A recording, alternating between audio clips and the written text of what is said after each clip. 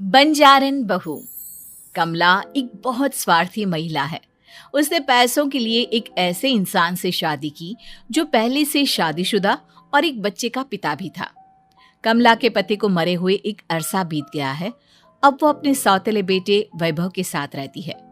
वैभव के दिल में अपनी माँ को लेकर इतना डर है कि वो अपनी माँ के सामने एक शब्द नहीं बोल पाता। उसकी माँ जो कहती है उसको सर झुकाकर वही मानना पड़ता है। वैभव, तुमने अभी तक घर का काम क्यों नहीं किया? तुमसे कितनी बार कहा है कि सूरज निकलने से पहले तुम घर की साफ सफाई पूरी कर दिया करो। वैभव कुछ नहीं बोलता, चुपचाप सर झुकाए अपनी माँ की बात सुनता रहता है। तभी पास में खड़ा नौकर सुखराम कहता है, मालकिन, वैभव बाबा को रात से तेज बुखार है, इसलिए वो सुबह जल्दी उठ नहीं पाए। उनके बदले मैं घर की साफ सफाई कर देता हूँ। इसे कोई बुखार नहीं है। मैं इसे अच्छी तरह से जानती हूँ। ये सब काम न करने के बहाने हैं। सुखराम काका, बोल दो इसे, सारे घर का काम यही करेगा। और इससे समय पर अपना काम पूरा नहीं किया तो इससे आज का खाना भी नहीं मिलेगा। मगर मालकिन, वैभव बाबा की सच में ही तबीयत खराब है, आप एक बार देख तो लीजिए। कमला बिना कुछ बोले वहां से चली गई और बेचारा वैभव तेज बुखार में भी काम करता रहा। कमला वैभव की शादी एक ऐसी लड़की से कराना चाहती थी जो अनपढ़ हो और कमला से इसी तरह डरे जिस तरह वैभव डरता है, ताकि वैभव की सारी जायदाद और धन दौलत उसकी मुट्ठी में रहे। लेकिन आज के जमाने में ऐसी लड़की मिलना मुश्किल है। कमला कार में यही सब कुछ सोचती जा रही थी कि तभी रास्ते में, अरे ड्राइवर, तुमने कार क्यों रोक दी? और ये इतना शोर कैसा?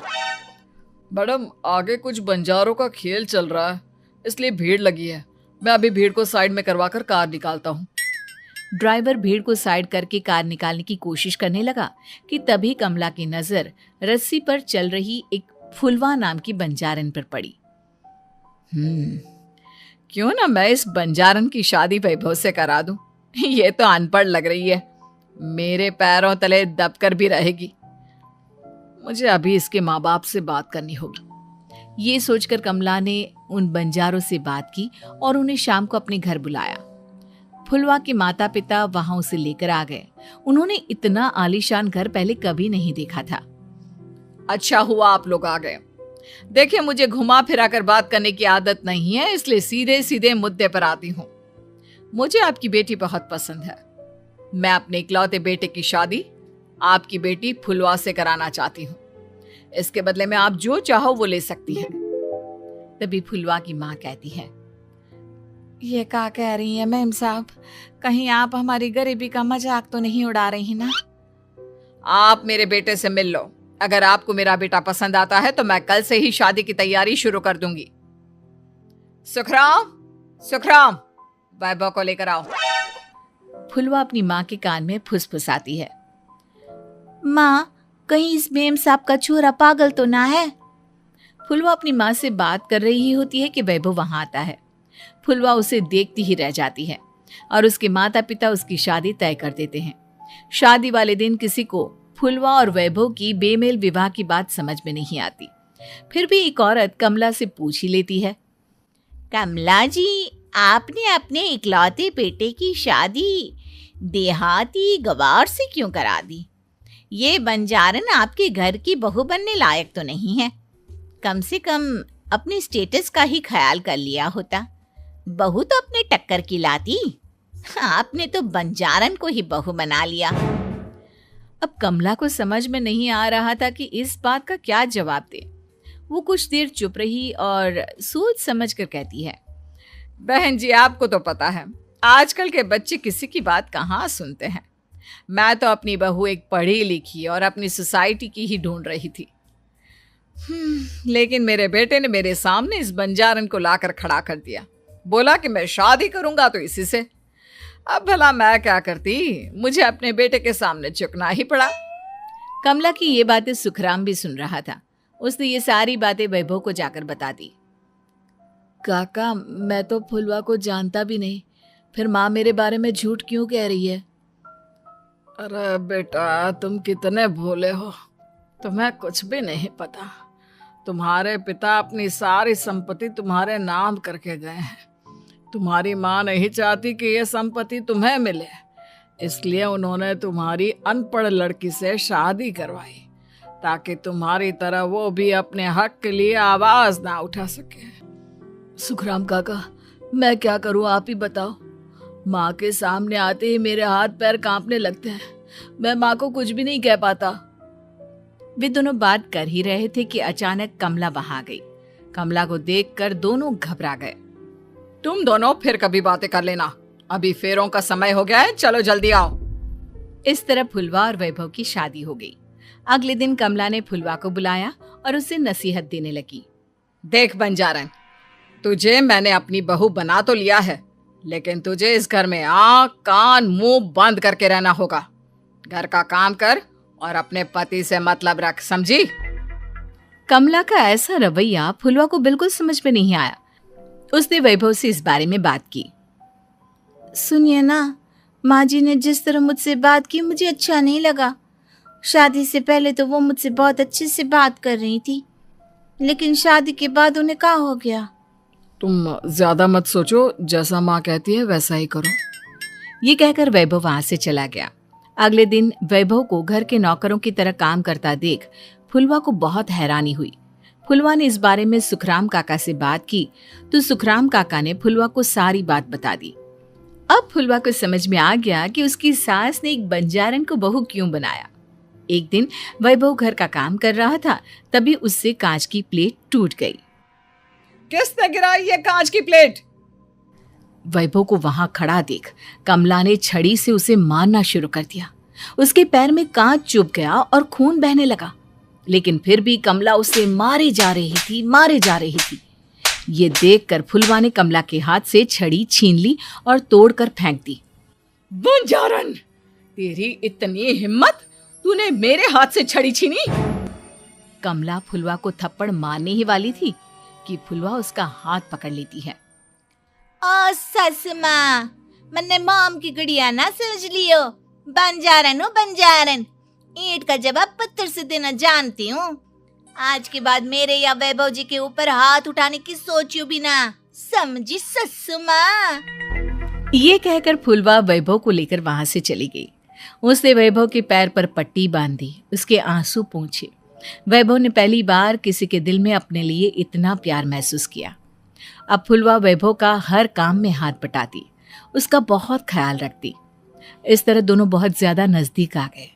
वहीं दूसरी ओर कमला सारी जायदाद अपने नाम करने की साजिश करने लगी।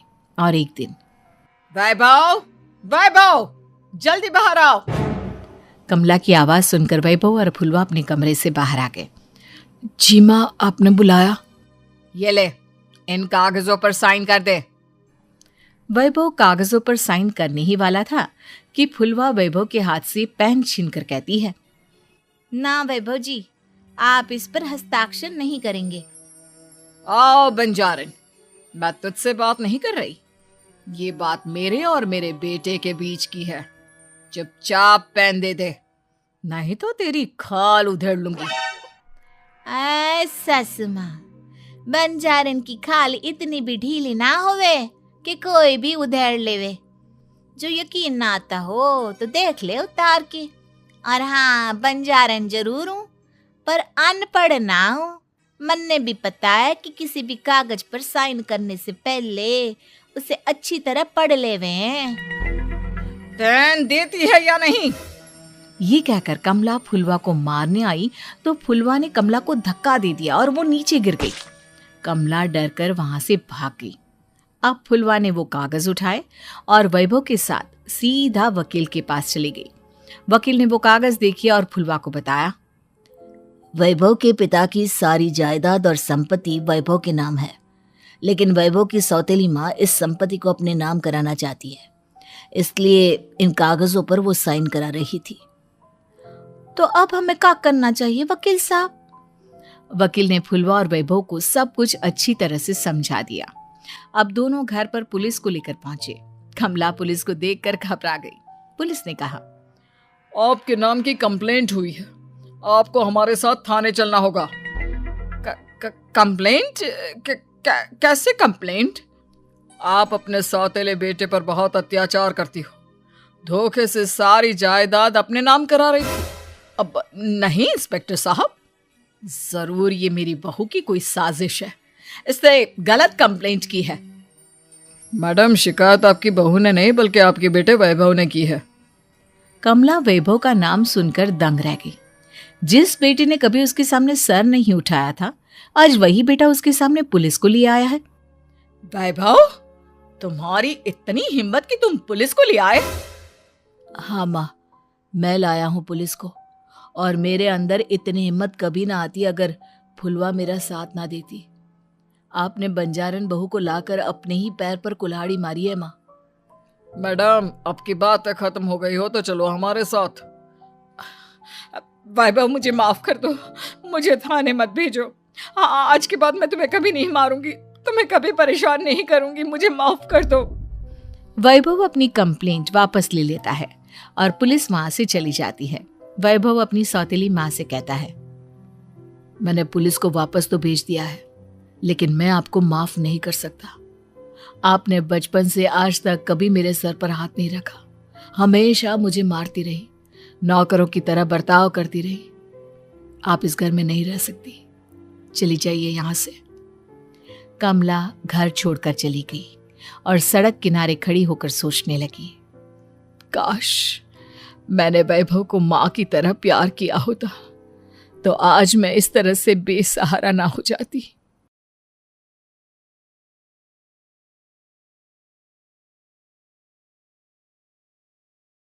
और बुलेट घर के बाहर फट फट फट की जोर से आवाज हुई। सीमा को लगा कि पटाखे फूट रहे हैं। वो डर के मारे घर से बाहर निकली। देखा तो सामने योगेश यानी कि पतिदेव एक बुलेट बाइक पर बैठे हैं। अरे डर गई क्या?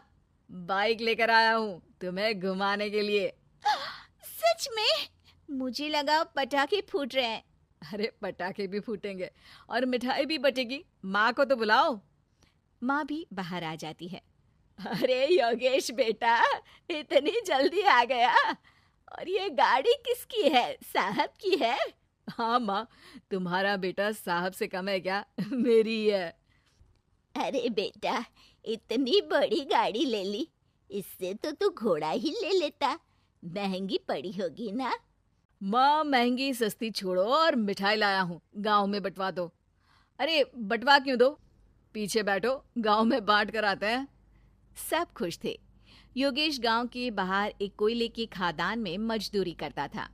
मेहनत और अकल से उसने वहां ठेकेदारी का काम सीख लिया और सूझबूझ से ठीक ठाक पैसा बनाने लगा। गांव में बात फैल गई कि योगेश के घर धमाका गाड़ी आई है। ऐसी गाड़ी पहले कभी किसी ने गांव में तो देखी नहीं थी। योगेश और माँ गाड़ी से वापस घर आ जाते हैं। बेटा, बाबूजी ऊपर से देख रहे होंगे और आशीर्वाद भी दे रहे होंगे तुझे। वो होते तो उनको भी घुमाता माँ। पूरे गांव में नाच नाच के मिठाई बांटने जाते। जैसे मैंने नाच नाच के बांटी थी जब वो अपने लिए एक साइकिल लेकर आए थे। बस बस, बाबूजी दो बात भी सुनाते कि फटफट वाली फटपटी ले आया। सीमा आगे कहती है, अपने लिए तो ये गाड़ी ले आए और मेरे लिए? अरे ये गाड़ी तुम्हारे लिए ही तो है। पक्का मेरे लिए है? अरे पक्का तुम्हारे लिए है। अगली सुबह जब योगेश सो रहा होता है तो उसे बाहर से गाड़ी की आवाज आती है। वो घबराकर चिल्लाता है, चोर चोर, मेरी गाड़ी ले जा रहा है, चोर चोर। माँ भी जागती है और योगेश के साथ दरवाजे की तरफ भागती है। जैसे ही दोनों बाहर निकलते हैं तो देखते हैं कि सीमा गाड़ी चला रही है। अरे बहू, नाक कटवाओगी क्या? ये क्या कर रही हो? अरे गिर जाओगी, ये क्या कर रही हो तुम? सीमा गाड़ी को रोक कर कहती है, सारे गांव में घुमा लाई, कहीं नहीं गिरी। क्या? सारे गांव में घुमा लाई? अरे लोग क्या कहेंगे बहू, सोचा क्या एक बार? यही कहेंगे कि कितनी अच्छी गाड़ी है। अरे तुम्हारे बारे में। हाँ, कहेंगे ना कि देखो कितनी अच्छी गाड़ी पर बैठी है। बहू गाड़ी रखकर योगेश और सासू माँ के पास जाती है। तुमने कब गाड़ी चलाना सीखा? हमारे बाबूजी के पास पुरानी स्कूटर थी, सीख ली। फिर स्कूल में एक मास्टर जी भी ऐसी ही गाड़ी लेकर आते थे, उन्होंने सिखा दी। हाँ हाँ, स्कूल के मास्टर आजकल यही सब तो सिखा रहे हैं। पढ़ाई का कुछ सिखाते तो कुछ भला होता। अरे बहू, अब गाड़ी मत चलाना। हमारे परिवार में कभी किसी औरत ने पीछे से आगे की सीट पे आने की हिम्मत नहीं की है। तुम भी मत करना, समझी? जी, समझ गई माँ जी। सीमा सास की बात सुनकर चुपचाप रसोई में जाकर उदास होकर खाना पकाने लगी है। सास सुबह सुबह मंदिर से पूजा करके लौट रही होती है। तभी उसे दो औरतें रोक लेती हैं और कहती हैं, अरे बहू को थोड़े अच्छे लक्षण भी सिखा दो। गाड़ी चलाने निकली थी, गांव की मर्यादा का कोई ख्याल नहीं है।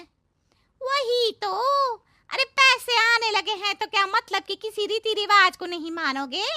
अरे समाज में रहना है तो समाज के ढंग से ही रहना पड़ता है। अरे लाज भी नहीं आई बहू को? चूल्हे चौके से निकलकर सीधे गाड़ी लेकर चौराहे चबूतरे नाप लिए, फट फट फट करते हुए। अरे कुछ कह देना उसे। अरे ये क्या कहेगी, बूढ़ी सास है, इनकी थोड़ी ना चलती होगी घर में। हाँ, बहू की ही चलती होगी, मर्जी भी और गाड़ी भी। सास सब सुनकर घर आती है और बहू को चिल्ला के बुलाती है। अरे नाक कटवा दी सबके सामने गाड़ी चलाकर। औरत जात गाड़ी नहीं चलाती। शहरों में तो 4 पहियों वाली गाड़ी भी चलाती हैं और हेलीकॉप्टर, हवाई जहाज भी। शहर में थोड़ी ना रहती हूँ मैडम साहिबा। आज के बाद गाड़ी से ही नहीं, यूं भी निकलना बंद तुम्हारा घर से। माँ सही कह रही है। कहीं भी जाना हो तो मुझे बता देना, मैं लेकर चलूंगा। आज माँ को तुम्हारे कारण कितनी बातें सुननी पड़ी।